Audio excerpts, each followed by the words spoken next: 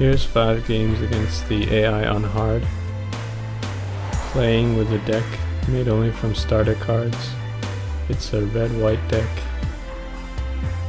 that revolves around enchanting a few creatures.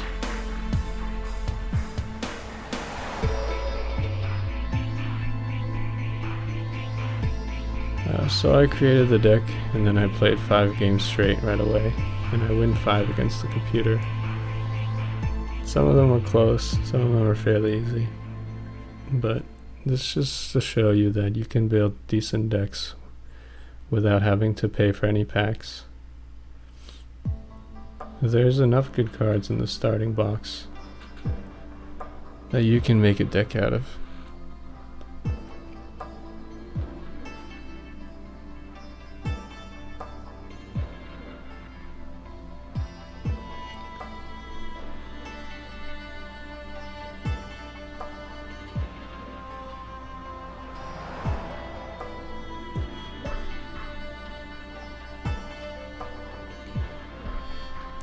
Perilous Myr isn't really right for this deck, but it's one of the good cards that you can get in the starter box that helps out in a lot of situations, so you'll see a lot of people overusing it. And there's nothing really better to fit in that slot.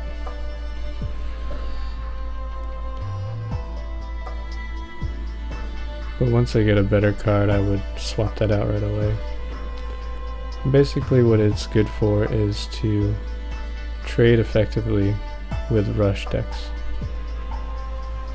Once they put a weenie on the board and you have that on the board, they can't attack into it, or they'll lose potentially 2 creatures. They can't remove it because then they'll lose one of their creatures. So it's just annoying to tack around. This is the basic idea of the deck, is to get out one of those red creatures that likes enchantments, slap on a flying wings on it, and just attack for the win. Then you back it up with a fair amount of removal.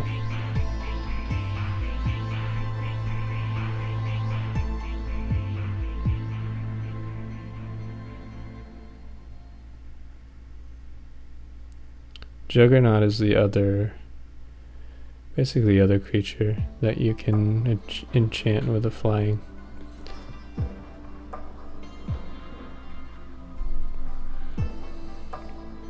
There's one other one that serves the same purpose, the Scrapyard Mongrel that I put in this deck.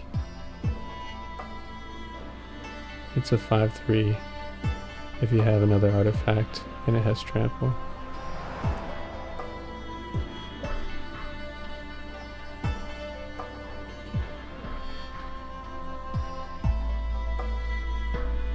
Juggernaut really isn't very good unless you can give it evasion.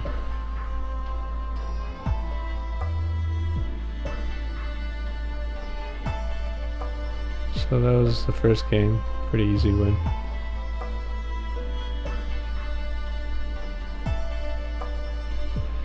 All I had to do was get out my creatures, slap some bumper stickers on them, and just send them in through the red zone. One of the keys about building decks with the starter boxes, you need to look for good synergies. And they're there, so you can't make a deck that will be good with all the cards. It doesn't have a lot of consistency. So what you need to do is find 2 cards that have very good synergy and potentially powerful effects.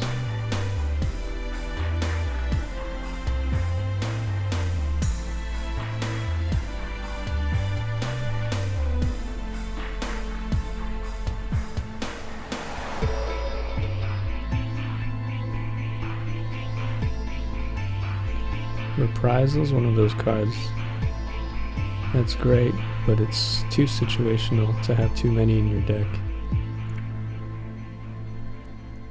Also, it doesn't really kick in until about turn 4 or 5, when those big creatures start to drop. So it's good to have one or two, but nothing more than that.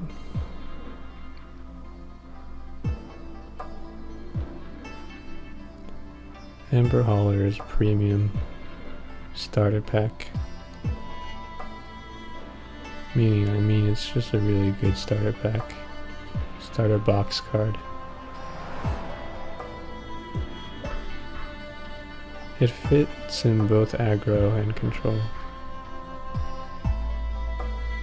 because it's a 2/2 for 2 mana, and you can always sack it at any time to punch in for another 2 damage.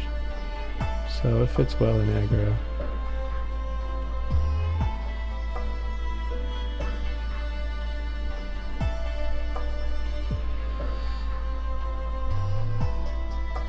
For control, it's just like a shock on a stick, attached to a creature that you can sack at any time.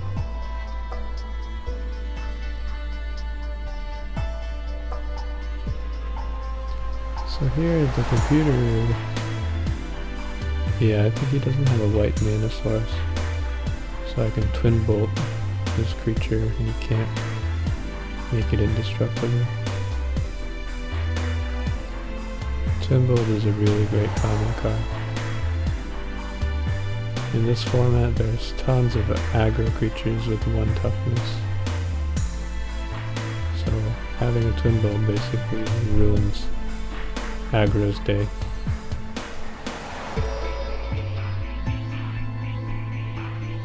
It says 2 for 1 all over it.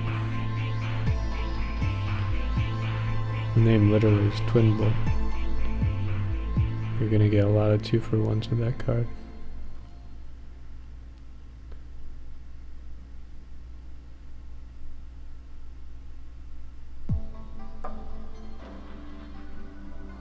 So you can see my AI opponent has 2 Planewalkers, and they're not really a threat because I had 2 Twin Bolts. So the rarity doesn't really matter too much.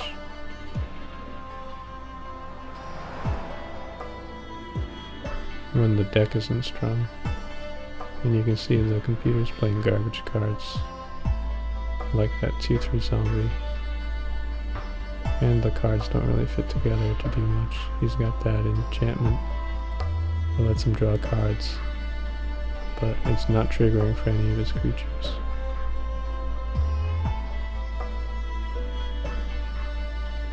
So although you definitely can't win the game against a good deck with a lot of great cards if you don't have the good cards, but against the computer it's really a different story. They can have all the great cards they want. The decks aren't built very well, and the computer's not going to know how to play the cards correctly.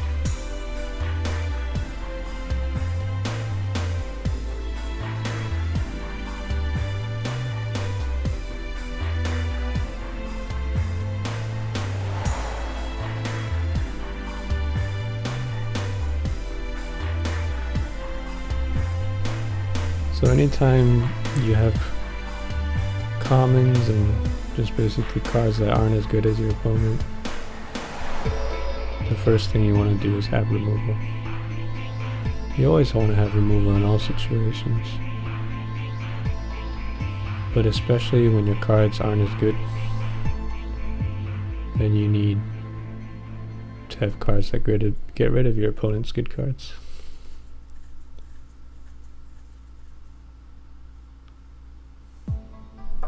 So you see, finally I can use my Reprisal here.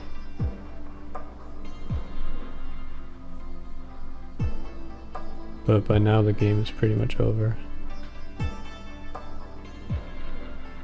So, although I like having a few Reprisals, they do come in handy.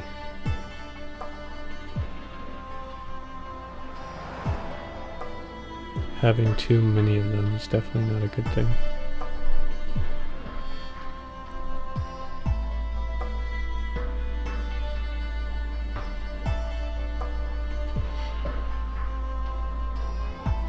So So here I'm just fooling around. I could have just pinged my opponent for 2.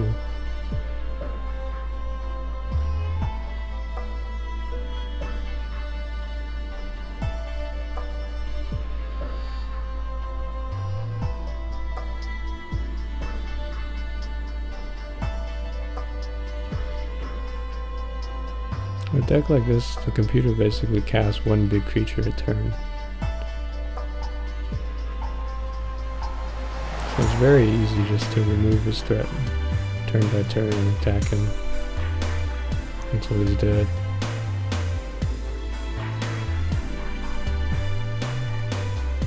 Having flying and evasion is always important, but against the computer it's especially good because usually the computer doesn't have many ways of preparing for evasion.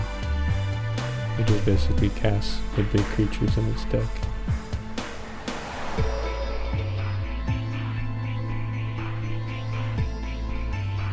So that was the second game. Took a little longer than the first one, but the basic strategy still played out the same. I didn't get the perfect creatures for attacking like I did in the first game. So I was dealing a little less damage each turn than I would like to. But the result was the same. This game I had to mulligan because my first hand, even though I had both colors, it didn't really have anything going on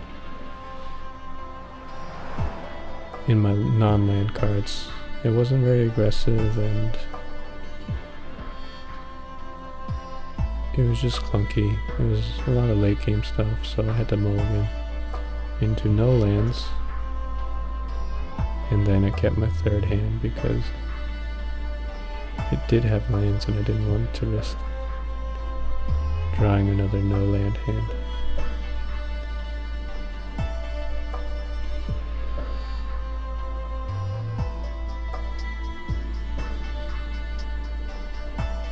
The computer also mulliganed, which doesn't really affect my decision whether I mulligan or not, but it does make things more balanced. Alright, so I got my creature. I got the enchantments. Everything's looking good.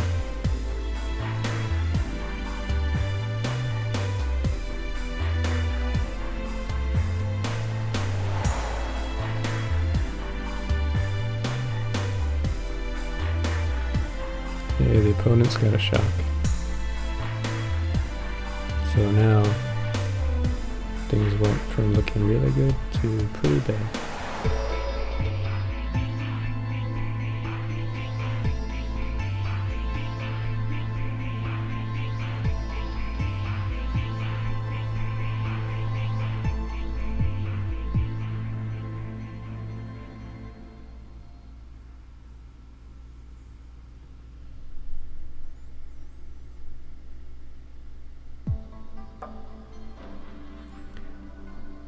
I'm gonna cast the Mongrel first, so next turn I can make him a 5/3 trample if I want to.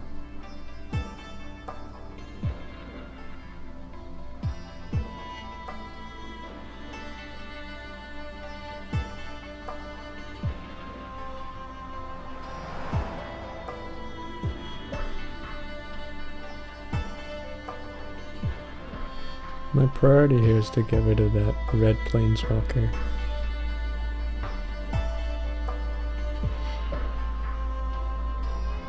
The opponent's got only 2 cards in his hand.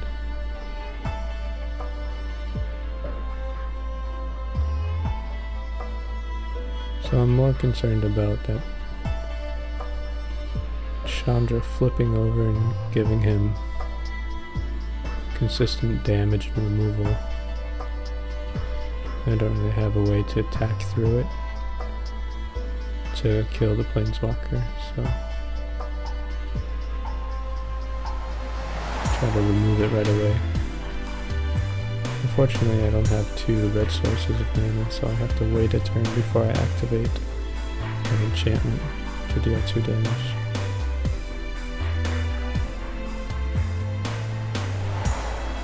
So things are looking pretty bad.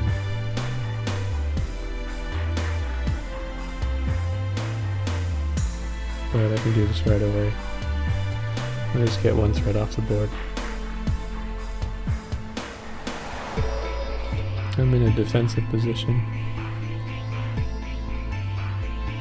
So I'm just looking to make trades and get threats off the board. That way my opponent can't play some bounce effects or removal.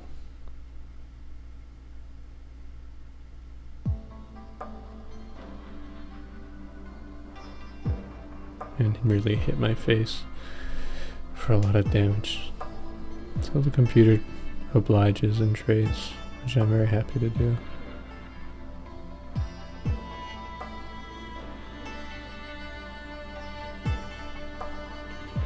Although I have Nimbus Wings, my opponent's playing blue, so I expect to have to deal with bounce effects and creatures getting tapped down. I don't really want to commit Nimbus Wings to a creature right away. So here I'm just gonna attack with mana open so I can play Twin Bolt. And the computer never really suspects any combat tricks. It just blocks according to what's on the board. And so I'm able to get a nice 2-for-1 right there.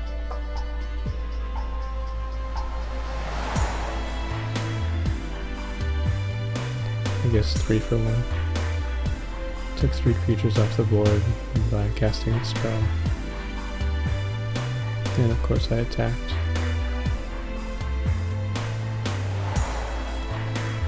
So here's a case where Reprisal comes in handy in a pinch. Very cheap. Instant speed removal. The second Reprisal, however, is not really that good.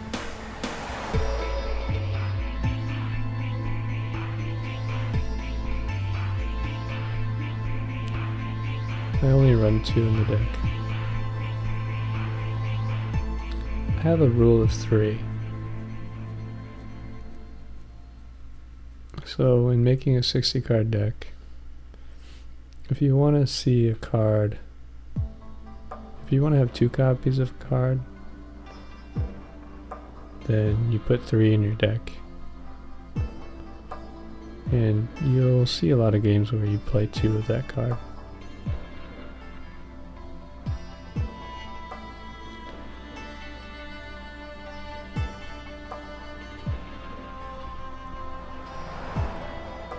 If you only want to see a card once in a game, put 2 copies of it in your deck. So stuff like situational removal, it's good to have 2 copies of.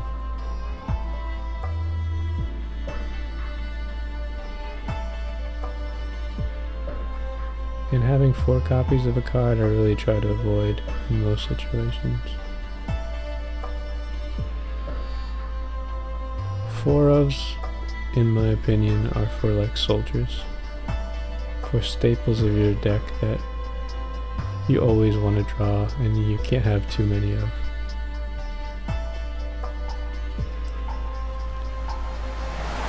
But in most decks, in most situations, for just like ordinary decks that aren't combo, or just abusing some mechanic, you don't really want to see 4 of any card that's above like 3 mana. Because what will happen is you'll end up with 2 in your hand, and you can't cast both on the same turn. So I always prefer having a choice between 2 cards that might say serve the same purpose, but have advantages in different situations. So that way you have more options when you're playing. And you can make the right decision based on the situation, instead of having basically one situation and one card in your hand that does nothing because it's the same copy of the other card.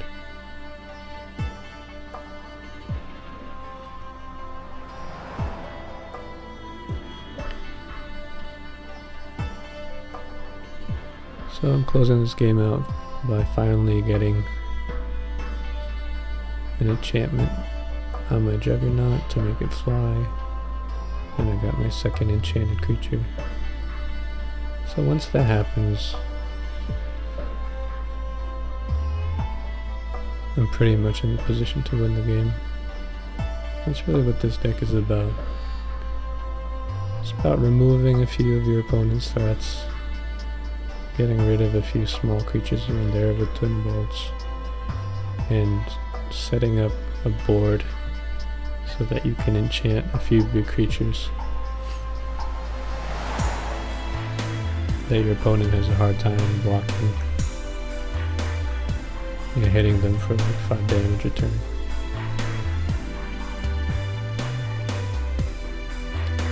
I believe this is game 3 now.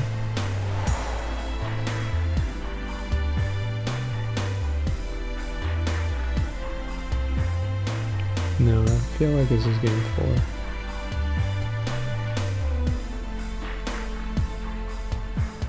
Well, the opening hand looks okay. I've got my mana. I've got twin bolts to deal with aggro. And I've got a Juggernaut waiting to be enchanted.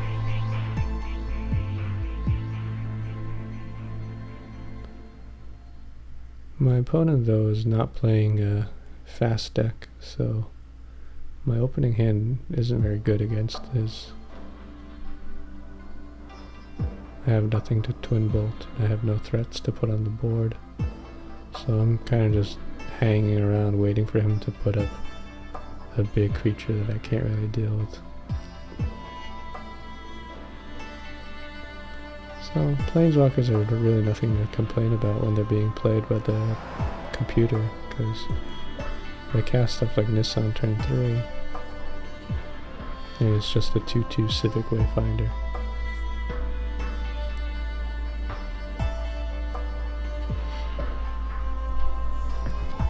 Here I'm kind of scared of that elf that kills enchantments and artifacts, but my opponent doesn't play one.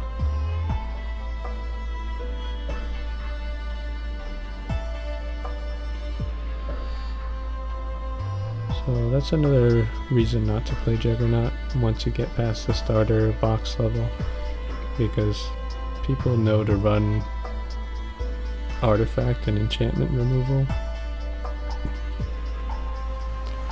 So a lot of times, if nobody else is playing enchantments, they have nothing to target, so they're holding on to the spell that's really just like a 2/1 creature for 3 mana, and then you just give them a nice juicy target to hit, and you play something like Juggernaut.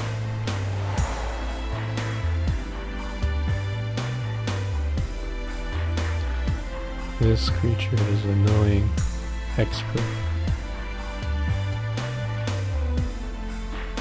So originally hexproof was known as Troll Shroud because the first card that had that ability was the Cedic Troll. And hexproof really does troll pretty hard. Shroud is the balanced version because nobody can target the creature. But hexproof is just trolly. It's annoying because you can do some really obnoxious stuff with your own creature and your opponent can't do anything directly to target it.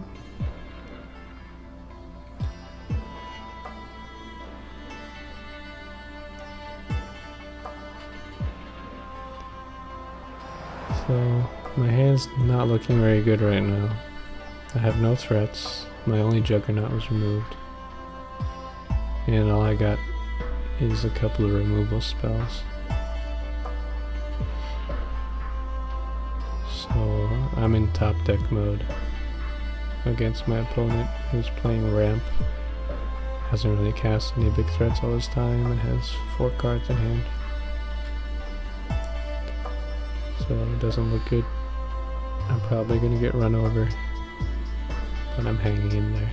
Hasn't happened yet, so there's hope. And my top deck is absolutely horrible.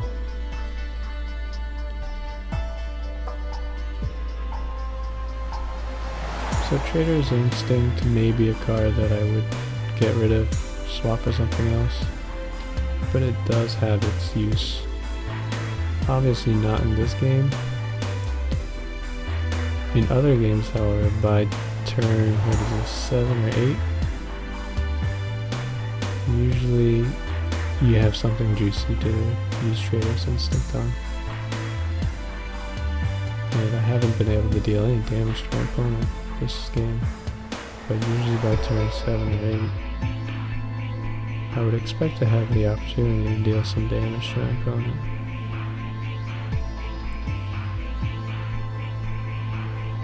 In this game, my opening hand was very anti-aggro, had no threats,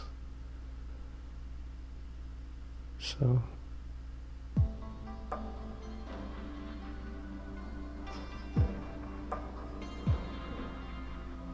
it's a bad draw. Of course, having the cards in my deck allows this to happen, so I can avoid it if I choose different other cards. But the thing is, I only have 2 copies of Traitorous Instinct. Happen to draw both of them in a row. I would just call that bad luck. I don't think that means necessarily there's anything is there anything like alarmingly broken bad about the choices of putting those cards in there? Like, I wouldn't just base it off drawing 2 in a row, turn like 7 or 8 in a game that it's not useful. Alright, here's a sigh of relief that that creature was a 4/4 and I could use Reprisal on it. I'm really afraid of Gaia's Revenge at this point, and I'm pretty sure he's running it in this deck. Finally get a creature.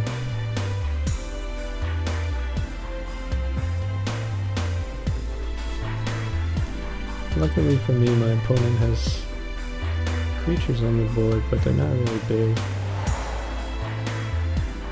So I can trade with this 2/2. And I can hope for a top deck enchantment next turn and then block better, but my lifestyle will be too low for that to really matter, so I have to block here. That'll put me at 6 life, and I can figure out a way to deal with the remaining 3 creatures with something else.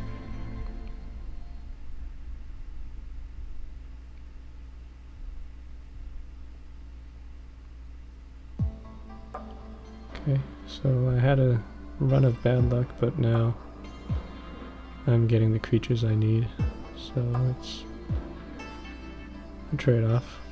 My opponent's drawing into lands, so it's not like it's just a one-sided screw over. I get screwed over for a while, he gets screwed over for a while, it balances out. And the computer is alpha striking because he can calculate that I'm within lethal range soon. But in doing so, he's really helping me out to slowly remove his threats. That enchantment would have been nice a few turns earlier, but I couldn't really afford to wait for it. Here though, it is great because I would have had to trade with that creature at 2/2 if I didn't have the enchantment. Right now, my life is so low that basically any hit is like the equivalent of 10 damage at the beginning of the game. Half my life's low. So I'm not going to attack.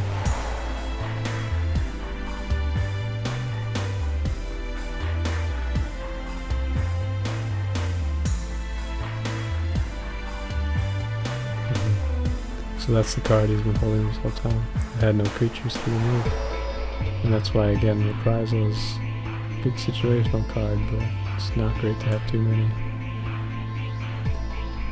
Here's a land that is just awful to see when you're against an opponent with big creatures. And so, of course, that makes it a good card to have in a deck with good big creatures.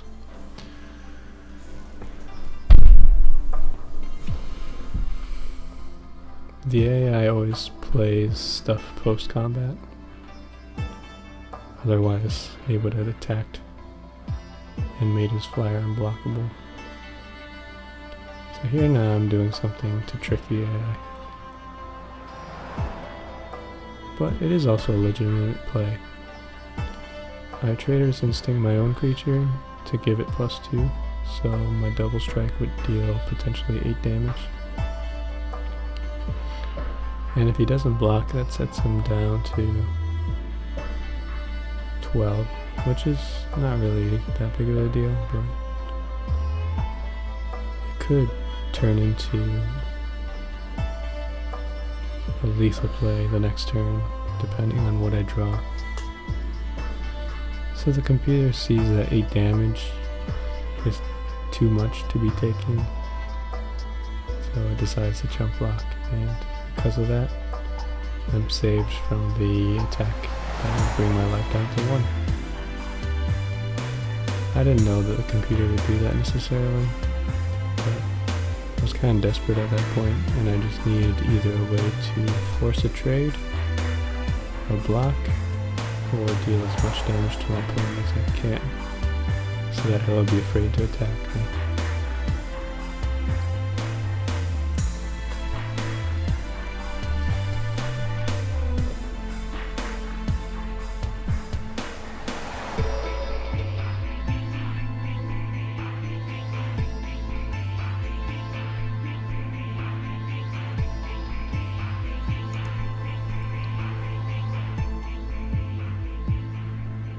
My worst fears have come true.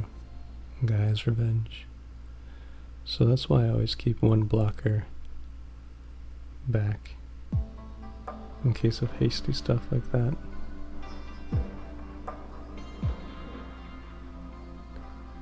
But fortunately for me, Guy's revenge has Shroud from non-green sources, so his unblockable land can't activate onto it.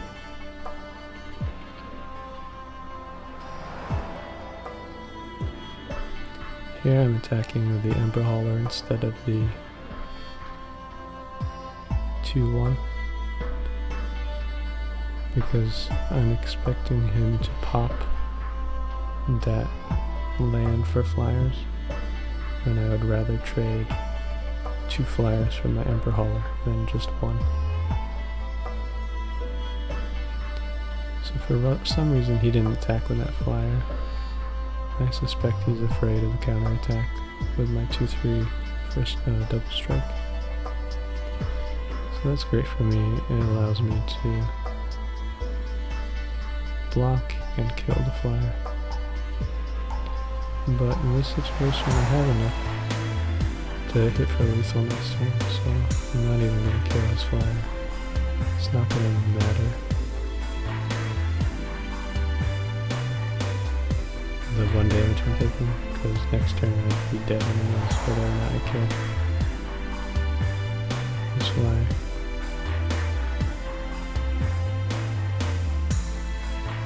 I mean, I could jump block, but then I'd lose my whole board, so here I have enough for lethal with Traitorous Instinct. I could either kill his flyer, Traitorous Instinct my own guy, and double strike him for 8. Or the Traitorous Instinct his guy, swing on my team. The only thing that he could have right now is Fog. So I'm thinking if he does Fog, is there a way I can hold back and then defend against the counterattack? But then he'll get his flyer back, so there's no way. It's all in now. And I don't really think that he does have Fog. but that is a situation to play around, if you can. In my case I couldn't, but it didn't really matter either way. So a very close game. Had a long streak of bad draws. The matchup wasn't very good for my opening hand, but it's the AI, so he's gonna do some, he's gonna play some really bad combinations of cards. He's gonna play some really bad ordering, and you can just exploit that and get the win anyways.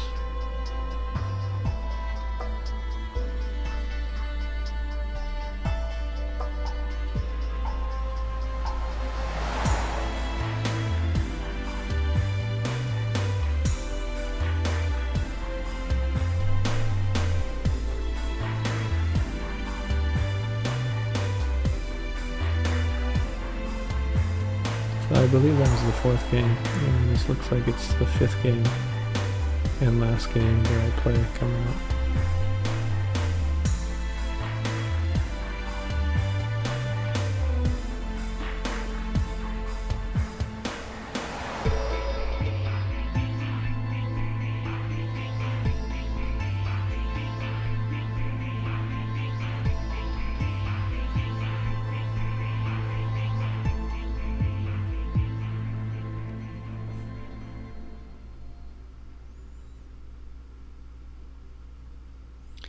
This 2-1 on turn 1.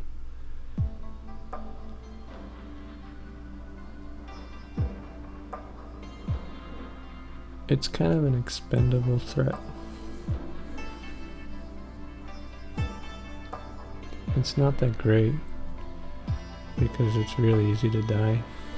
So if your opponent has any kind of burn spells, it's gonna get removed right away.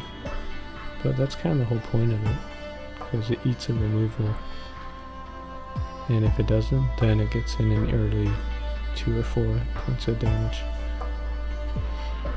And the other reason why it's good, because it comes down on turn 1, is because you can follow up with turn 2, Nimbus Wings, make it a 3/3/5.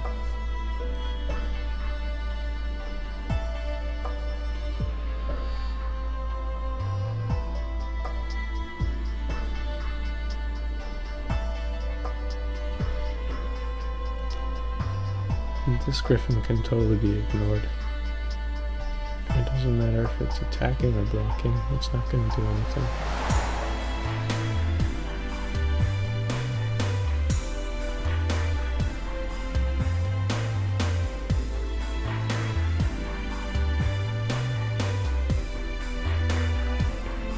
So I really don't care about him attacking the Retner. My life total is not really important to me, because I'm going to be aiming for his life total, and it's going to go down much faster than mine can. So already, opponents in burn range have 2 damage on the board here, have 2 damage in my hand, so he's looking at around 6 damage life total that I need to go through.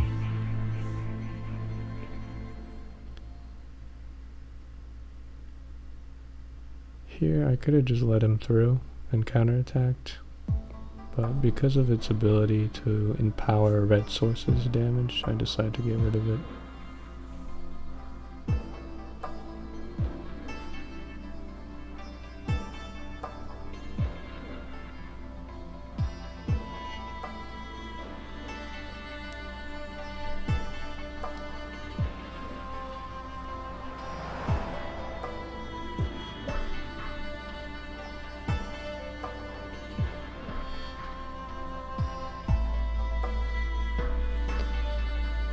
I'm gonna activate for 1 more damage.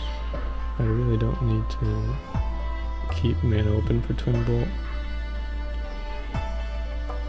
because there's no threat of me dying to anything he can do.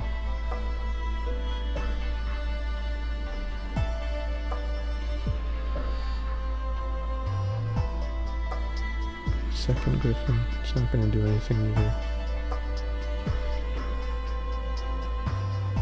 even if I don't choose to kill it, that total 5 damage for a strike can't stop my flying.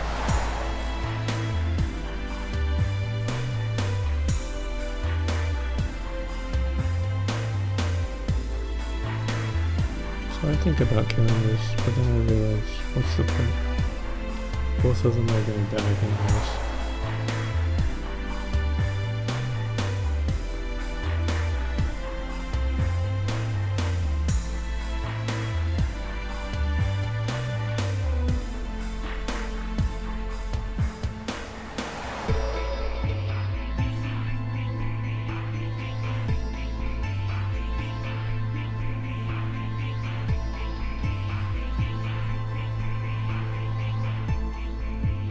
Okay, clear the board, swing for the win.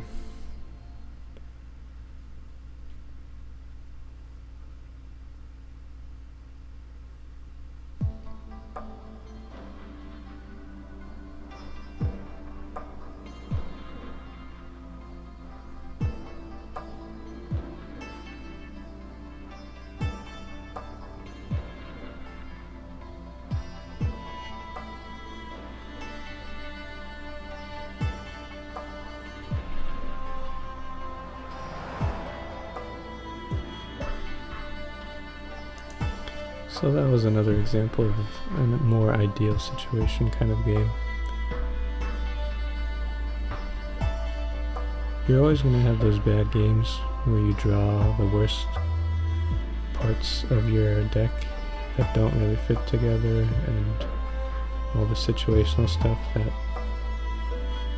turns out you're in the opposite situation, so they don't help. And there's not much you could do about that. Sometimes you lose because of it, sometimes you still end up, you can win by outplaying or just, you know, luck here and there.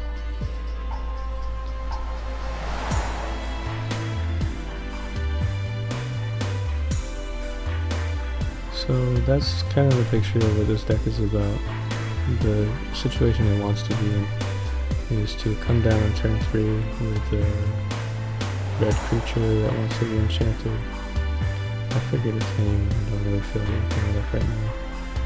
Turn 4 you come down with a Juggernaut or one of those Scrapyard Mongrels. So basically it's all about putting in a creature with a big power, attacks for a big chunk of its life, and then slapping on a bumper sticker, putting a Nimbus Wings on it or something, give it evasion so that it can hit face. And then the rest of your deck is basically just removal. Shocks, twin bolts, creatures that hit other creatures and remove them. And you're just looking for that one synergy, that one powerful effect.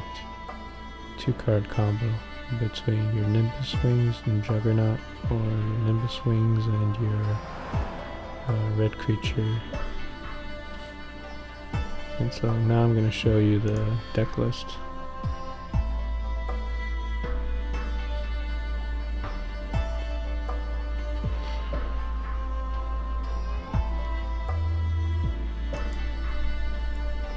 I guess showing the deck list at the start gives you a better picture of what's going to happen, but I find it's really boring until you actually see the cards in play, and then you look at the deck list. It's because you've actually known how they work together and seen what they can do.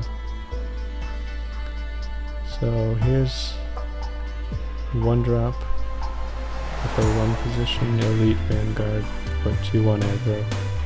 Some cases your opponent doesn't draw the right land, doesn't have low mana cost cards, so you can hit in for a few damage for free at the early turns. Sometimes you don't draw it, and it's not really a big deal. It's just there to give your deck more speed, and it's kind of expendable. You're not relying on this to really damage your opponent to the end of the game. It's going to die at some point. Perilous Myr here. Not so much because it's great for this deck, but more because it's a strong card out of the starter box that is good in certain situations against more powerful creatures. So this has the potential of killing a 3 toughness creature when blocking or attacking, but mostly when blocking. Has the potential to be a 2-for-1. Killing 2 creatures, blocking 1, and then pinging another. It doesn't have any aggro, so that's its really drawback, and why it doesn't belong in this deck much. But we don't have that many other choices in the starter box, so that's why it's in this deck. Ember Hauler is a great card. It is aggro, and it's removal.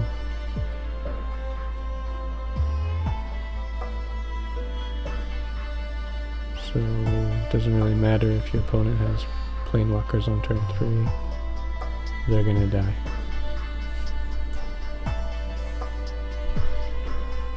Liliana's the exception. But let's see, Jace dies. The Kithion dies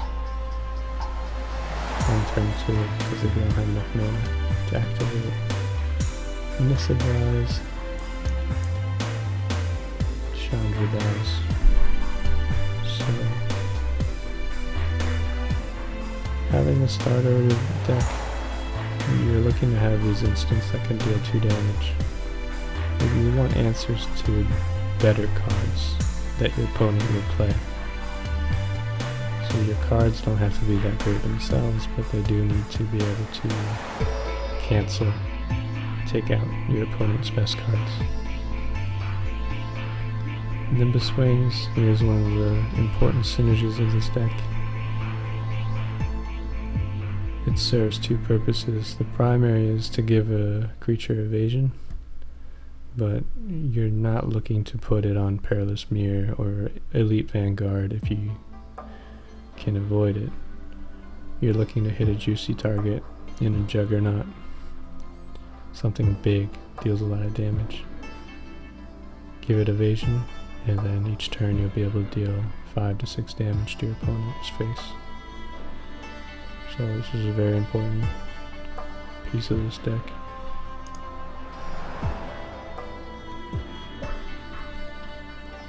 I'm zooming in just to check and demonstrate that these are cards that you can get without opening any boosters. Inferno Fist is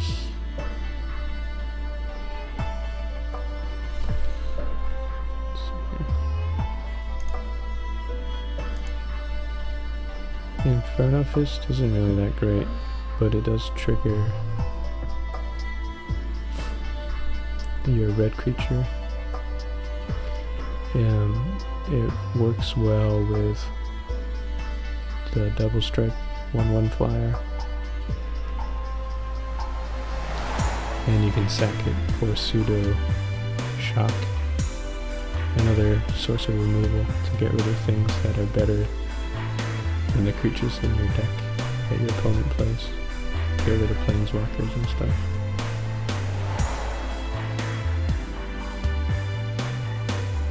So I should talk about the numbers of play. 3, I play Elite Vanguard 3 because that's the max you can do. Perilous Myr 4 is the max. 3 is the max, 3 is the max. Inferno Fist I only play 3. Because you really need 2 red sources of mana to use this effectively most times. And it doesn't give evasion, which is really the important necessary part of the enchantment aspect of this deck, so it'll be good on 1/1 double strike flyer, but it won't be good on Juggernaut. It won't really help at all. So if I could play less, I would play less of this card.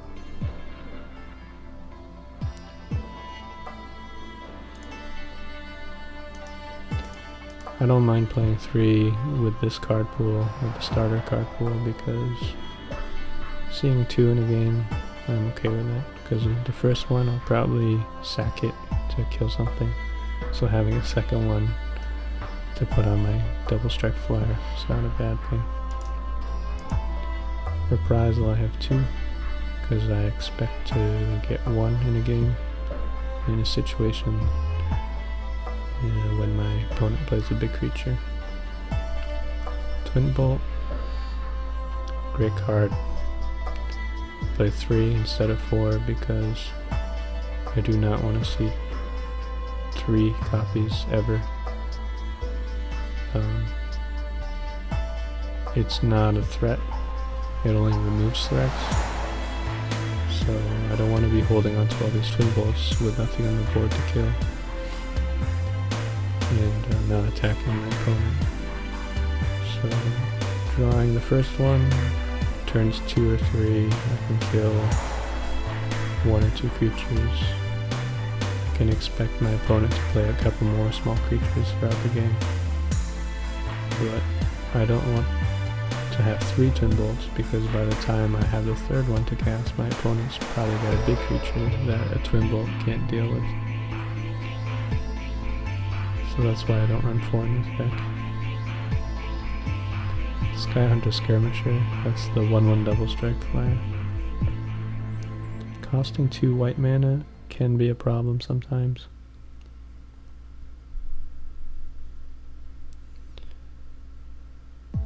The fact that it only has 1 toughness and dies to Twin Bolt is another reason not to run too many. And the other is because it doesn't have this synergy to close out games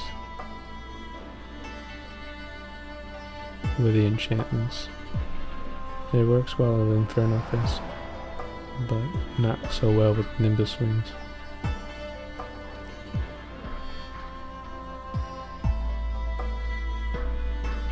So the reason to have this in this deck is because of the potential to do double strike damage.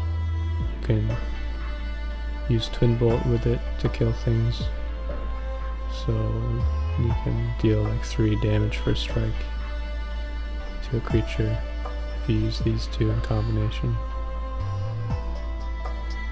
It likes enchantments, but it doesn't get too good from enchantments. But 2/2 basically does 2 damage through the air for 3 mana, which is good for aggro. As an upside when you boost its power somehow. But don't include too many, because the downside is it dies too easily. And it costs 2 white mana. So here's the best card in the deck to enchant. Flaring Flamekin. This creature does not see much action outside of this Origins Duels, Magic Duels Origins card pool. So its name is not very familiar to me. It sucks unless it's enchanted. It basically is this gray ogre. Terrible 2/2 creature for 3 mana, but once you put a bumper sticker on it, it becomes awesome. And it becomes a 4/4 trample with fire breathing. And then it gets whatever the enchantment gives it, so usually it's going to be a 5/6 flying trample with a fire breathing.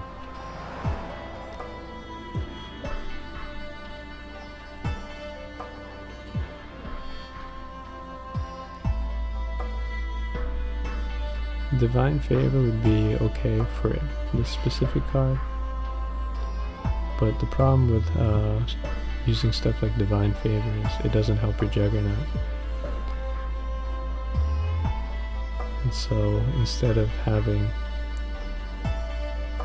a lot of enchantments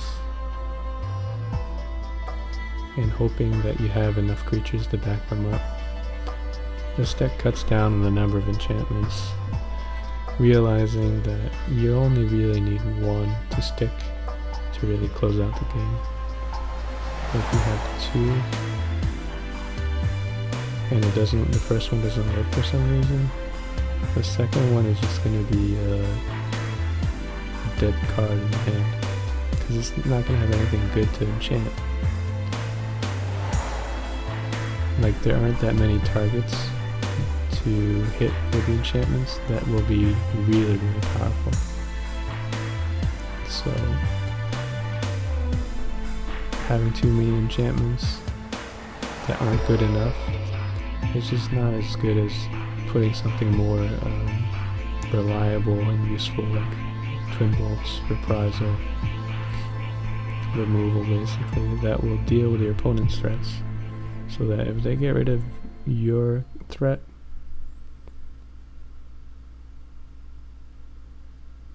well, at least you're not dead because you've gotten rid of their threat too. So you kind of just have a stalemate for a while until somebody draws another card that will be a threat. But if that happens and the other cards in your deck are more divine favors, then those aren't threats. So after the first round of fighting and you lose all your good cards, your opponent loses all your good cards. In the process, when you top deck a divine favor and your opponent top decks a 4/4 trample, it's like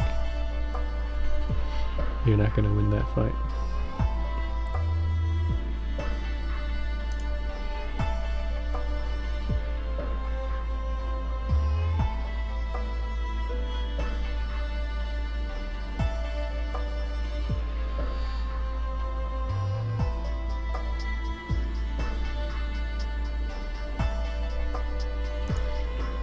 So this card is good in situations where you have artifacts. This deck is not an artifact deck, so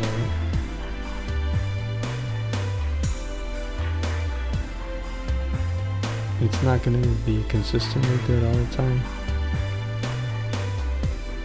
So why play it, right? Well, because you can only have 3 Juggernauts. And it's hard pressed to find another card that will deal 5 damage for 4 mana.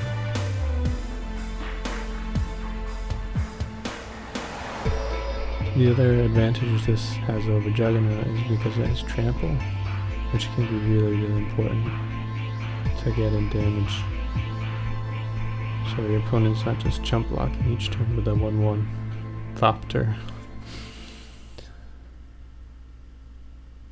But the other reason is it doesn't have to attack each turn, so you can use it to block. And you can kind of use it as a surprise. I don't think anybody should be surprised if you play it that the next turn it'll become 5/3 trample. If you don't have an artifact on the board, when it hits the board, you can kind of expect an artifact to be coming. But it does have that aspect of, you know, it could catch somebody off guard. They might not think you have anything. Or, you know, if you, in the case of the AI might not see that, so those are its upsides. But its downsides, it's situational. If you don't have an artifact, it's just a 3/3, so that's why I only include 2 in the deck. And I actually do include 2 in the deck because I need a few more big threats to enchant. And I don't really have enough with just Juggernauts and those red creatures. That's only 6 cards, so this kind of boosts it. And because this is in the deck, that's kind of a little bit more incentive to have extra those 2 mana artifact creatures that die and deal 2 mana damage, the Perilous Myrs. So having a few more extra Perilous Myrs kind of helps out this guy. So that's another reason why I have Perilous Myr. Traitorous Instinct. Alright, so we never actually get to saw the potential of this card in those 5 games. I did use it in that one game several times, but that wasn't really its most optimal use.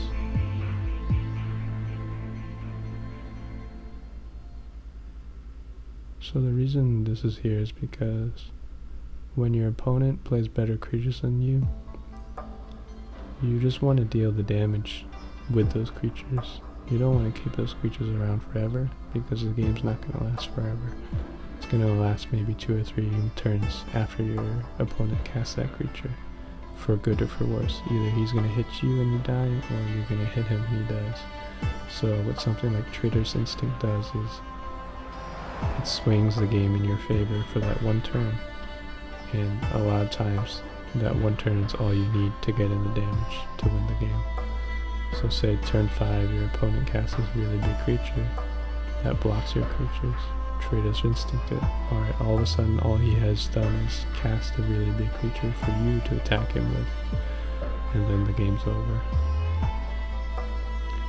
So it's another situation, a case of when you don't have good cards, you want to get rid of your opponent's great cards, and this really punishes them for having good cards, like big flyers.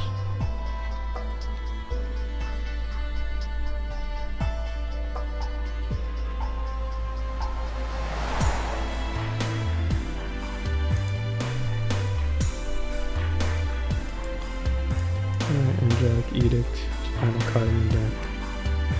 There's only 2, because at 5 mana it's fairly expensive, and you don't really expect the game to be playing out too far after you cast this, and you don't really want to be in a situation where you have 2 in your hand, because you're not going to be able to cast it before turn 5. And one of them is going to be a dead card until like a few turns after you cast the first one. So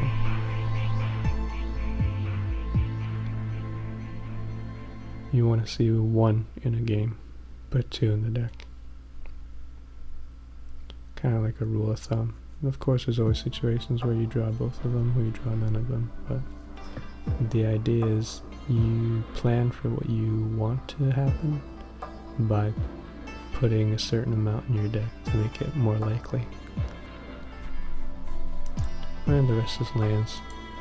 So a nice thing about the starter box is it gives you all the rare lands that are kind of like dual lands. I guess they're called dual lands, even though they're not the original dual lands that are wicked expensive. They're tap lands that come into play tapped and give 2 colors. So you don't have to unlock these, which is great. Makes it really easy to splash for colors. And we do need them because we have stuff in our deck that has double mana.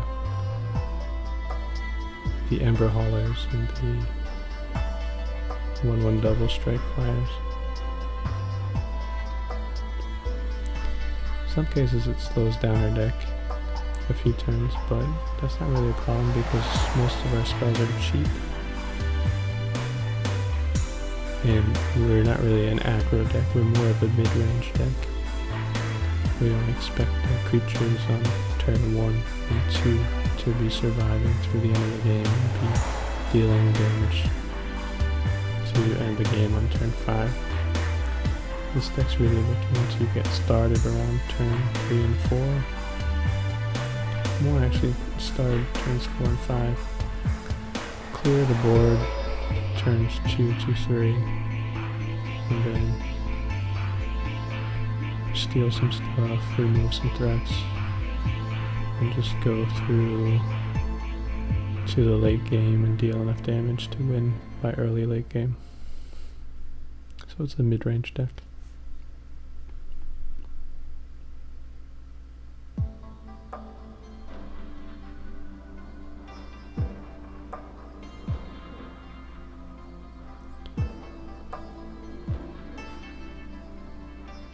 So I've shown you that making a deck with the basic starter cards is possible to win against the AI on hard.